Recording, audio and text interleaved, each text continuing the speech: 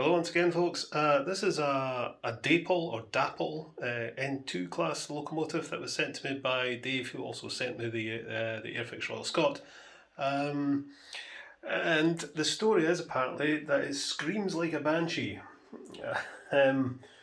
Let's just give it a run here.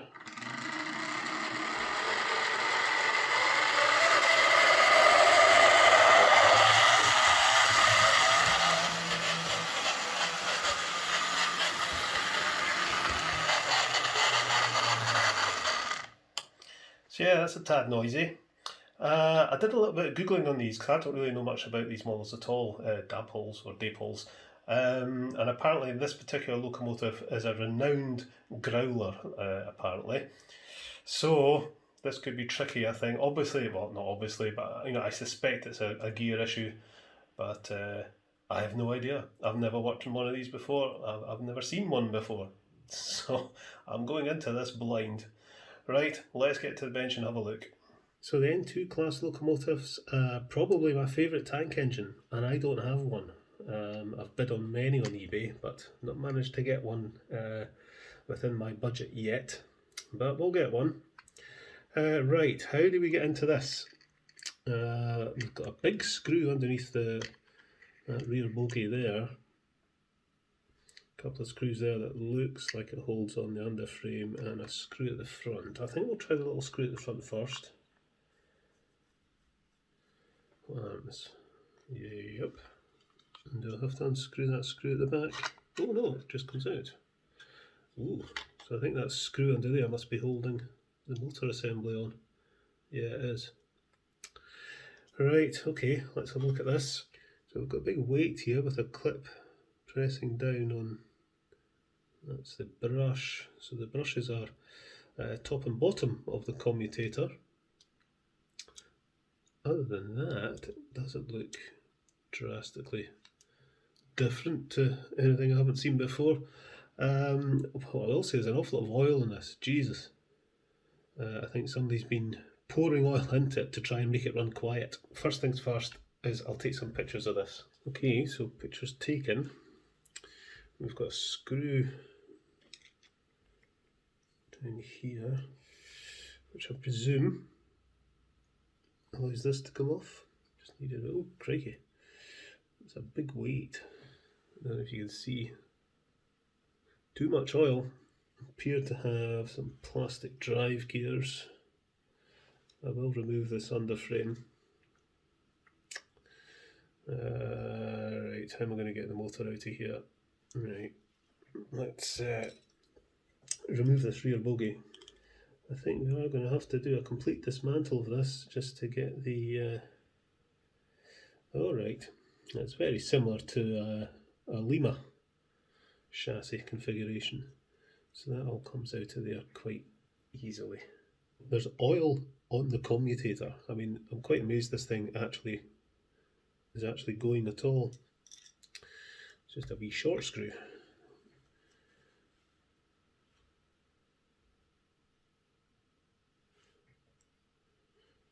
It loosens that, but yeah, we can. Okay, there is the motor. What's the magnet like? Ooh. Not too strong. So I think we'll be remagging this. Quite a bit of play in the armature there.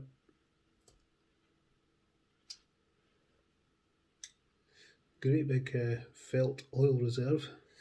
Does this prise apart enough to allow me to get the bearing out? Back plate.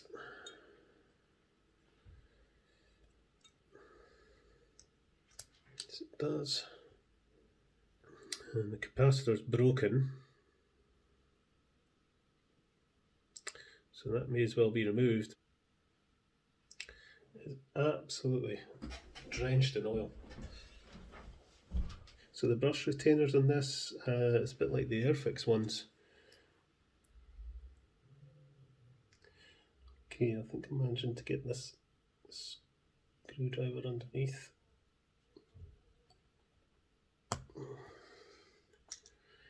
Flat blade. There we go.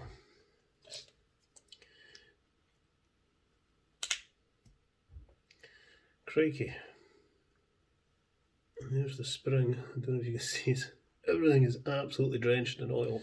Okay, so I'm going to give this a good blast with the contact cleaner just to degrease it.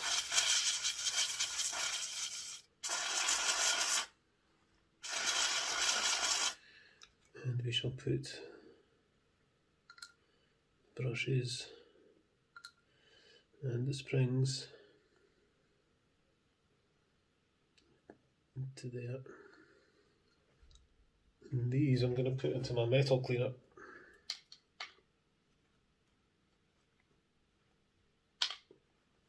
And then it's a mopping up exercise to get rid of all this oil. Alright, that's that all cleaned up. There's a lot of congealed lubricant on the worm gear, which isn't good. And I want to see if I can tap this down. So the way I do this is basically that's got to go just on the top of something hard like my vise. And then I use one of these. This is actually the insert from a cable connector, but it's nice and strong. It's got the hole in the middle. And I'll just put that over there and then just tap it with a hammer. And I just want this gear to come down a bit.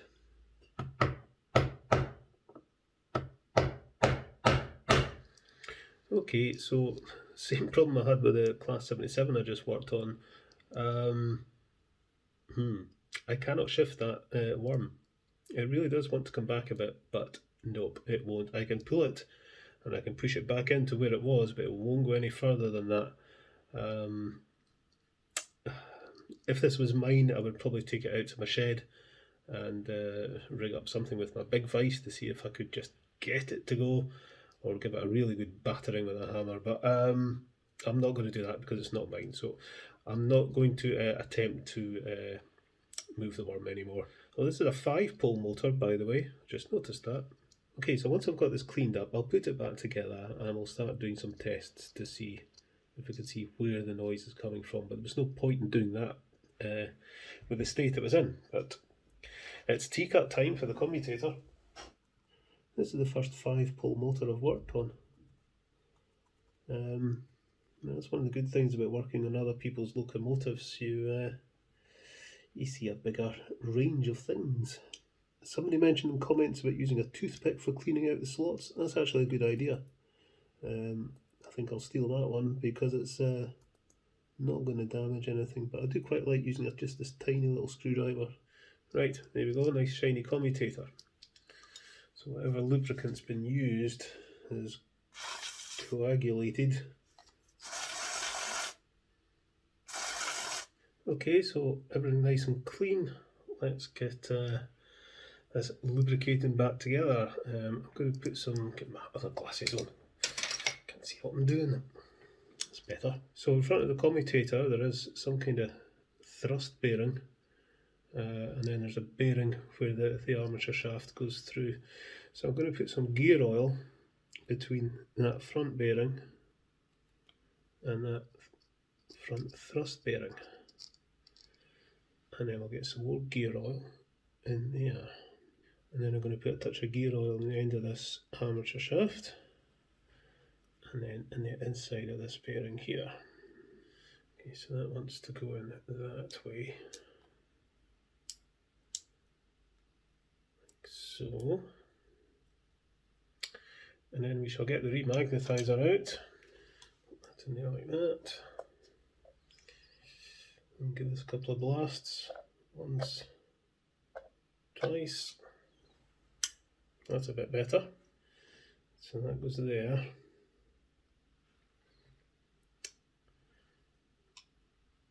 So we have to fit one of the springs in there. Put the brush down there first, and then the spring.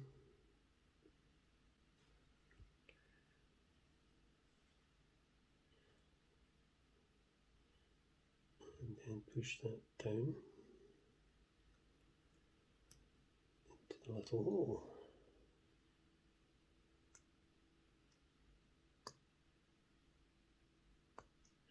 like so.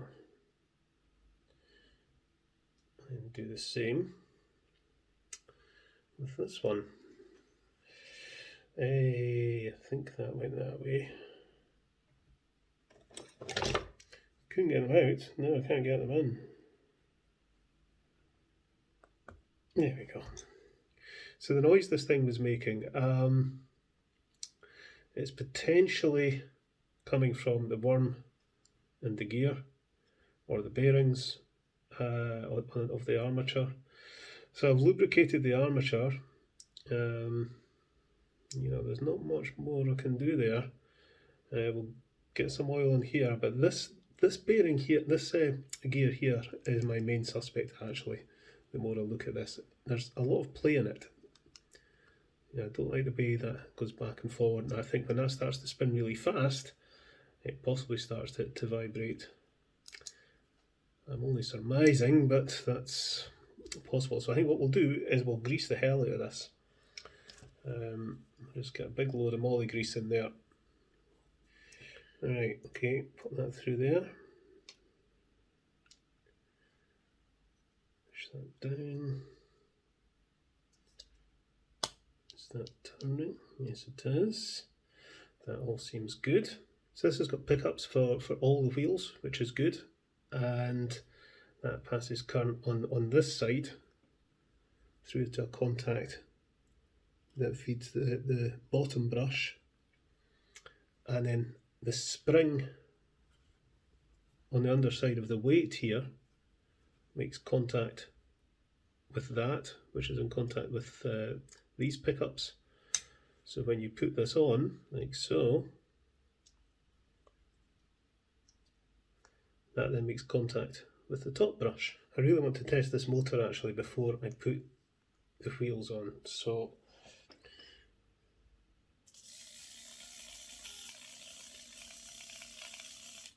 yeah, see, I don't like the sound of that. However, let's put it all back together and see what happens. Come on, come on, get in, get in. Okay, I think we'll get some plenty gear oil. And there, it goes in there like that.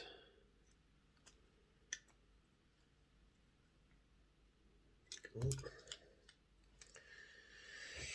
And we'll fit the rear bogie on.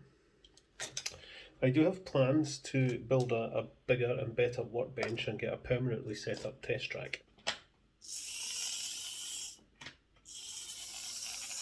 So long as I've banished the screaming banshee, then I guess it's job done. But I would like to see if we could get this to run a bit quieter.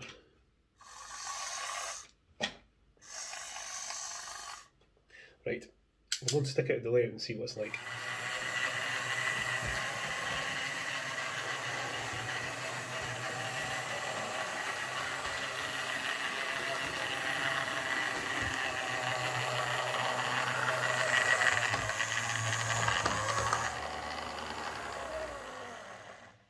I think it's better than it was. I'm going to have another wee look at it. Okay, I just made the classic mistake of not pressing record. Idiot. But what I was doing there is I took the motor out again and I gave the worm gear a little bit of a pull with this, just a tiny fraction. This is more just out of curiosity because, you know, usually that kind of screaming noise, it's bearings or it's the position, you know, the mesh between the worm gear and the drive gear. I don't know why, but just something's telling me, just pull that gear a little bit and it'll make a difference. But maybe it won't, maybe it'll make it worse. But let's go and find out.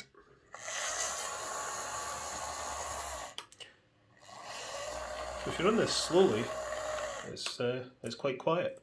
It's only when you get up to higher speeds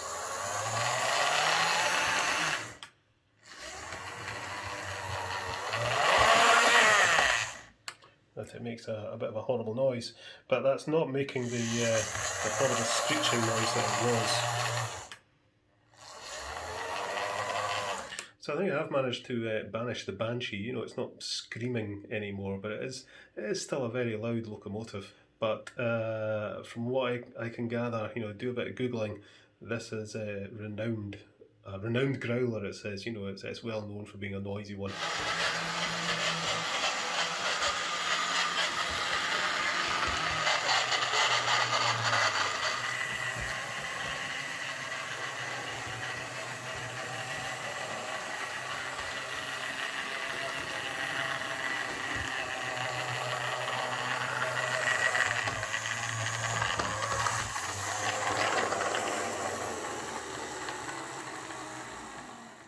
Okay, so I think that's all I can really do to this Dapol Class N2. It's a nice looking thing, but it is very noisy. But I think I could spend days and days and days tweaking it and doing all sorts, and it's not going to make any difference. But at least it's not making that horrible screeching sound anyway. Right, okay, what's next, folks? See you later.